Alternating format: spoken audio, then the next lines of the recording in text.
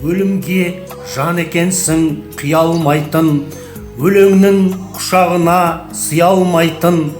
Қазақты көргің келсе міне осы деп, көрсетсе жер жүзіне ұялмайтын. Деген өлең жолдары ардақты ұстаз, байыпты тәлімгер, ұстаздардың ұстазы, білікті басшы, директор, ағайын туыстың жанашыры, 10 баланың әкесі, адал жар Ысқақұлы Хисамиден ағаға арналғандай.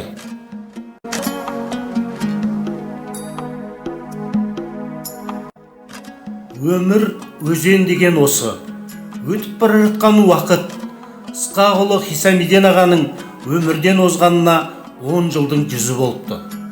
Хисамиден аға Ысқақ атамыз бен Күлуә әжеміздің отбасында 1926 жылы дүниеге келген.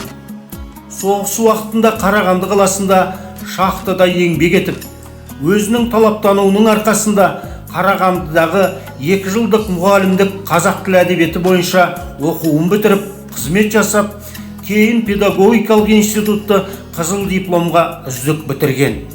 Ұстаздық жолын Аюлы Жаңақала мектептерінде бастап, өзінің ұйымдастырушылық қабілетімен ерекшеленіп, оқу ісінің меңгерушісі, үміткер орта мектебінің директоры болып қызметтер атқарды.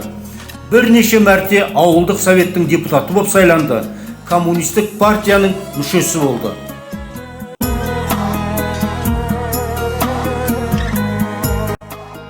Хисамиден ағаның педагогикалық еңбектері бағаланып, Қазақ СССР ағарту ісінің озық қызметкері белгісімен аудандық, облыстық және министрліктің көптеген құрмет грамоталарымен марапатталған.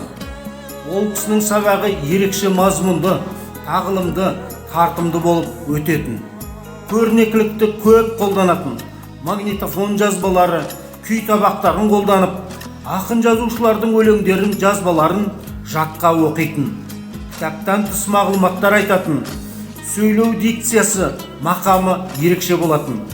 Өзі келбетті адам, өте жарасымды киінетін. Біз оқушылар ол кісіге еліктедік, сол кісідей болсақ дедік, ұстаздық жолды таңдадық.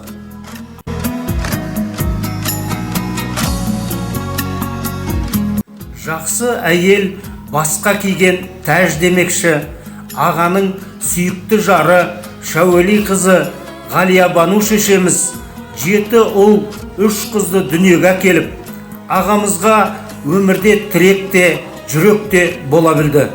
Мектепте математика пәнінің мұғалімі, кітапханашы болып еңбек етті. Жарасымды жұп 60 жыл тату-тәтті өмір сүріп, ел жұрттың құрметіне бөленді. Үзіледі бауырым, сарнап тұрған пернеде, беске тиген жаурын, тиеді-ау бір күн жерге де. Амал бар ма өмір солай, уақыт бақыт тұрақсыз, туу қиын өлу оңай, бір күн сөнер шырақпыз демекші.